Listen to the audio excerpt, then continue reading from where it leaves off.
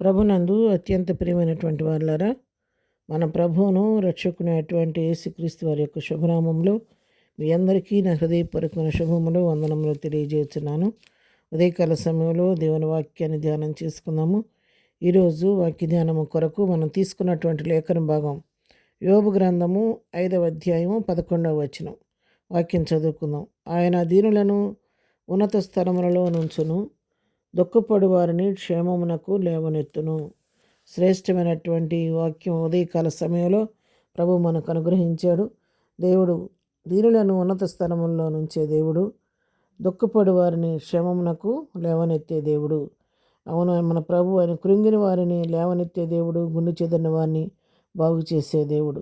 మన అన్ని పరిస్థితులకు ఆయన చాలిన దేవుడు. మన గుండె చెదిరి మరి ఎంతో దిక్కుతోచనున్న పరిస్థితులు ఉన్న సమయంలో మనతో కూడా ఉండి మనకు ధైర్యం చెప్పి వెనుతట్టి నడిపించే దేవుడు మన ప్రభు. అంతేకాదు ఆదరణ లేక కృంగిపోతున్న సమయంలో ఆదరించే దేవుడు మన ప్రభు. అంతేకాదు ఒంటరితనంలో ఉన్న సమయంలో మనకు తోడుగా ఉండి మరి కుడి ఎడమల తన దూతలు మనకు తోడుగా ఇచ్చి, ఇదిగో నా కుమారుడా, నా కుమార్తె, అదిగో త్రావుది నడవమని చెప్పి మనకు ముందుగా ఉండి ఆయన మార్గం చూపించే మార్గదర్శి మన ప్రభు. అందుకే సమూయేలు గ్రంథంలో మనం చదువుకుంటే మొదటి సమూయేలు గ్రంథం 2వ అధ్యాయము 7-8 వచనాలు చదువుకుందాం. యెహోవా దారిద్ర్యమును ఐశ్వర్యమును కలుగజేయవాడు, కృంగజేయవాడును లేవనెత్తేవాడును ఆయనే. దరిద్రులైన అధికారులతో కూర్చొనబెట్టుటకును, మహిమగల సింహాసనమును స్వతంత్రింపజేయుటకును వారిని మంటిలో నుండి ఎత్తువాడు ఆయనే. లేమి గలవారిని పెంటకుప్పం మీద నుండి లేవనెత్తేవాడు ఆయనే. దేవుని వాక్యం సెలవిస్తూ ఉంది. మన ప్రభువు సమస్తను చేయుటకు శక్తి కలిగిన దేవుడు. దారిద్ర్యం కలుగు చేయాలన్నా చేయగలడు, ఐశ్వర్యం ఇవ్వాలన్నా ఇవ్వగలడు, కృంగజేయాలన్నా కృంగజేయగలడు, లేవనెత్తాలన్నా కృంగిన స్థితి నుంచి లేవనెత్తగలడు. ఆ దరిద్రులైనటువంటి వారిని, లోకంలో ఎన్నిక లేని వారిని దరిద్రుని అధికారులతో కూర్చొని పెట్టాలంటే ఆ దేవుని వల్లనే సాధ్యం. వారికి మంచి సింహాసనములకి స్వతంత్రించుకునేలాగా చేయాలంటే కూడా ఆ దేవునికే సాధ్యం. మరి మంటలో నుండి దీనులను పైకి లేవనెత్తేవాడు ఆయనే.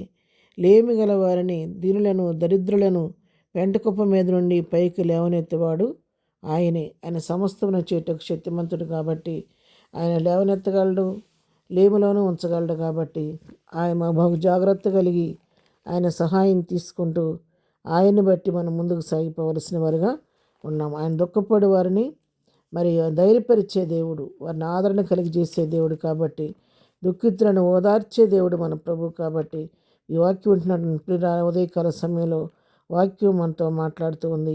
నువ్వు ఏ స్థితిలో ఉన్నావో ఇది నాకు తెలియదు, కానీ నువ్వు దీన స్థితిలో ఉండి ఒకవేళ దీనుడివై దీనురాలివై ఎంతో మరి కృంగిన స్థితిలో ఆదరణ లేక కొట్టబడుతూ నెమ్మది లేక ఉండి ఈ పరిస్థితిలో ఉండి వాక్యం వింటున్నామేమో.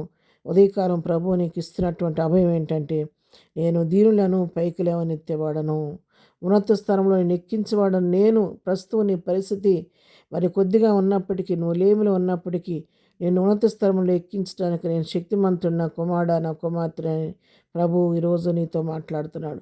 నువ్వు దుఃఖంలో ఉన్నావా, గుండె చెదిరిన పరిస్థితిలో ఉన్నావా, ఆదరణ లేక ఉన్నావా, నా కుమారుడా, నా కుమార్తె, ఇదిగో నేను నీ క్షేమస్థితికి తీసుకొచ్చే దేవుడు నేనే. నేను లేవనెత్తేవాడను, నీ గాయం కట్టేవాడను, నీ కన్నీటిని తుడిచేవాడను, క్షేమమునకు నడిపించేవాడను నేనే, నా కుమారుడా, నా కుమార్తె అని ప్రభు ఉదయకాల సమయంలో నీకు అభయం ఇస్తున్నాడు.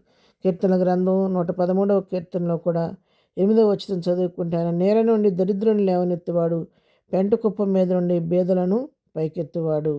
నేల నుండి దరిద్రుడైన పైకి లేవనెత్తే దేవుడు. వారి దరిద్రతను చుడిపించి ఐశ్వర్యవంతులుగా మార్చటకు దేవుని శక్తి కలిగిన వాడు. కాబట్టి ఆ విధంగా ఆయన లేవనెత్తువాడు. పెంట కుప్పం మీద నుండి బేదలను పైకెత్తువాడు. ఎంతో దీనమైన స్థితిలో ఉన్నటువంటి వారిని పైకి లేవనెత్తి వారిని ఆశీర్వదించి దీవించి ఉన్నత స్థలముల్లో వారిని కూర్చొనిబెట్టుటకు ఆయన శక్తిమంతుడు. కాబట్టి ఉదయకాలం వాక్యం వింటున్న ప్రియులారా, నువ్వు ఏ స్థితిలో ఉన్న వాక్యం విన్నప్పటికీ నీ పరిస్థితిని మార్చగలిగిన వాడు దేవుడే.